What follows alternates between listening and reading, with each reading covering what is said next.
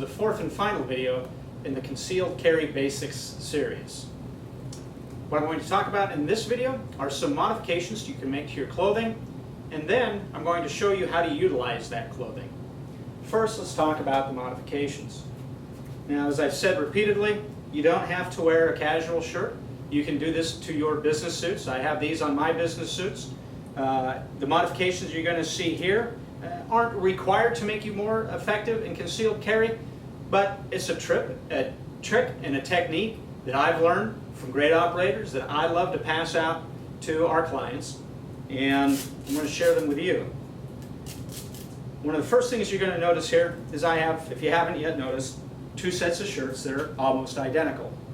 One shirt is like a medium, and then the next one is a large.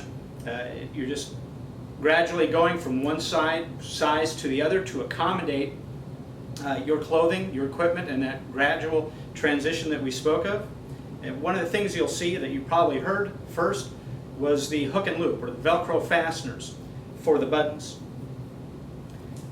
The Velcro fasteners just need to be large enough to retain the clothing on your body, and so the clothing doesn't open up in a stiff breeze. I would recommend that the hook is on the side of your body facing out from you, so the hooks, if you're not wearing a t-shirt, aren't digging into your skin.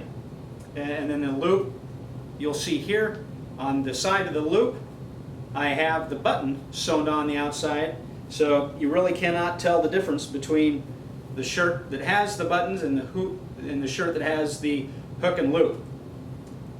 I also recommend that you leave that top button up here undone without the Velcro, so when you wear the shirt it looks just like a normal shirt. Or if you're used to having two buttons down, you can leave the Velcro off of that one as well. Finally, for the concealment garment, there's two things you can do to the inside. One is definitely something you want to do if you're building your shirt custom. That is on the inside, on your firing side, right down here in this area, you want to have a pocket sewn in here. This is a pocket that is going to contain what we call a cover weight. Cover weight can be a few rounds that you put in there. I'll show you why that's important in just a minute. But it'll keep that cover weight contained in there. You'll see this one has Velcro in it, so when I do sweep the garment, nothing's going to fall out of there.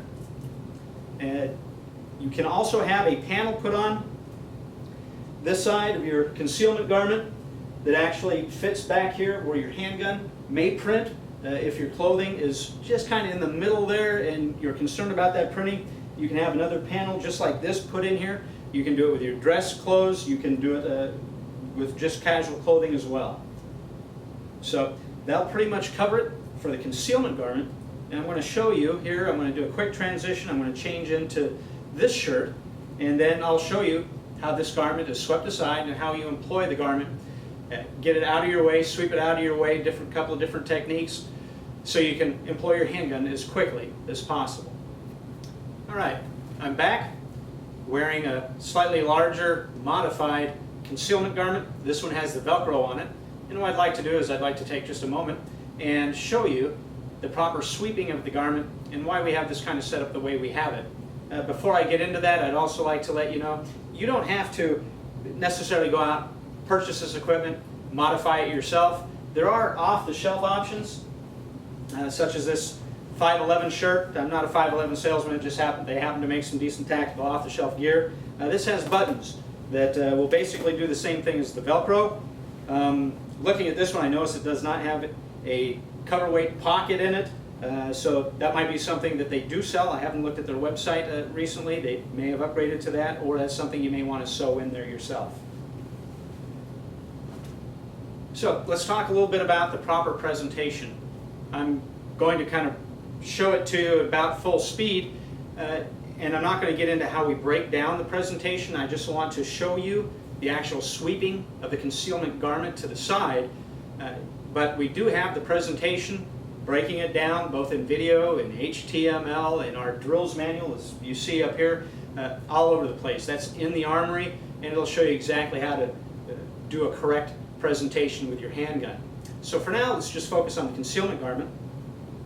And it's a very simple technique. All I'm going to do is I'm going to take my firing side hand And when I make the decision that I need to deploy this handgun, I'm simply going to come down here right where my cover weight is. I'm going to grasp this area, so it's a little bit like the presentation because both hands have something to do here. I'm going to grasp this area and I'm going to sweep this garment. I'm going to rip it to the side, and what you're going to see is because of the cover weight that's in the garment, it's going to take the tail of this shirt and it's going to throw it up, back, around to the back of my shoulder.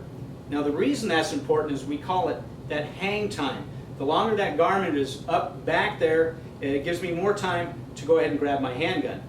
Putting it all together, it looks a little bit like this. And I'm on target, on trigger, and I'm ready to fight. It's fairly fast, it's fairly effective, but that's not your only option. Now, what you just saw there with me going back to the holster, you'll notice I came back, I paused, and then when I went to go back into the holster, I actually used my support side hand here to grab this material.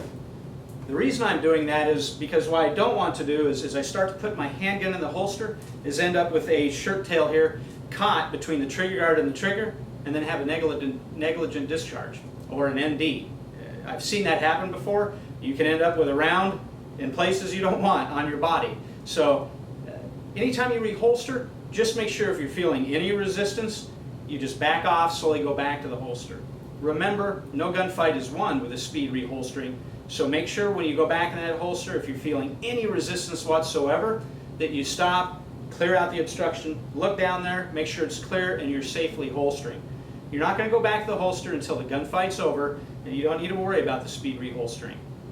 So that was kind of a large sweep. If you're wearing an open face garment for whatever reason and you're not concerned about the wind blowing over, maybe you've got another pocket over here where you have a cover weight and that holds it down, pretty much preventing the wind from blowing it out too wide, and you have an open face garment like this, instead of that huge sweep, an option available to you is just simply a quick toss over the side to allow the access to the handgun. It's a little bit faster. I personally prefer a good solid sweep to make sure I get that hang time. And a final method, let's say I'm wearing a polo shirt. You've seen me do it in the previous videos. Another option available to you is just simply take both hands, come back to the back of the handgun, back behind your stock, and to the front of the handgun, right in this area here. And you're just going to grab with both hands grab that material, hike it up high, and then take your firing side hand, come down on your handgun, and present that out. It's still fairly fast, not as fast as sweep, but it surely will work. And again, when you go back to the holster, use that support side hand, clear that holster area here, and then easy back into the holster. Again, if you feel any obstructions, just look down there and make sure that nothing's getting hung up. You can look down because remember, you're not going to go to that holster until the gunfight's over anyway. Now, we've talked about a whole bunch of different configurations, and one thing that does kind of pop into my mind is we've given you a lot of options for different types of holsters, whether it's a purse, a bra, whether it's a Maxpedition bag, whether it's inside the waistband, outside the waistband, or under the arm. I think they're all fairly acceptable. I like all the options available. One thing you want to kind of stay away from, if you can help it, is kind of moving toward that ankle holster. And it should be obvious to most people, but I'll just kind of touch on it. If you need to bend down, take your eyes off whatever you're doing, or you are in your vehicle and now you got to try to jostle between your vehicle steering column and your seat and the dashboard to get to your holster, you got to bend down to get it, probably not the best thing for you. So someplace that's easy and natural to access, like under the arm, in the bag, in the purse, on the waistband, it might not be as creative as some of the other places. Just kind of use your old noggin and start thinking about where you want to put that. Now, inside this video series, one of the things I mentioned during the last one is you can train people to see what you want them to see. Over this series of 4 videos, I've done something, and that is I've switched in and out of a long shirt and a medium shirt numerous times. And that's important because, again, it's very easy and it'll get by most people.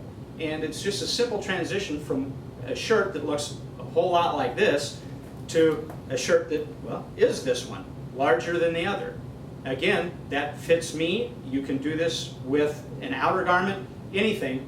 But folks, start the transition at home now. And the longer you can plan ahead and start that transition, the better off you'll be.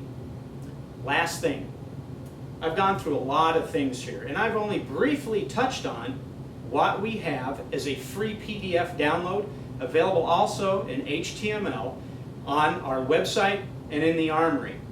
And I've only touched on what we have in that 19 pages available in the PDF. I go very, very deep. I've really glossed over it here just to kind of get your attention, and hopefully you're going to go to our website, to the Armory, download it, because we get in there, we'll give you direct links to all these ideas, all the lessons in the Armory, and we give you direct links to the manufacturers themselves. We're not endorsing any of them, we're not getting paid by them, but we do believe in this equipment because we know it works. So until next time, this is Silent Bob signing off. Stay frosty.